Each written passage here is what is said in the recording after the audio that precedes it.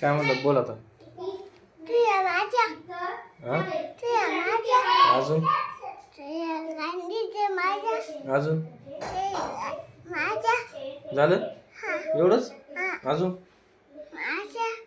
झालं अजून नाही काही नाही.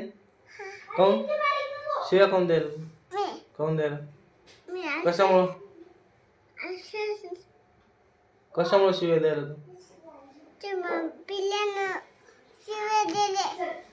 कोणाला तू कोणाला शिव्या द्यायला हा शिव्या कोण द्यायला तुम्हाला हा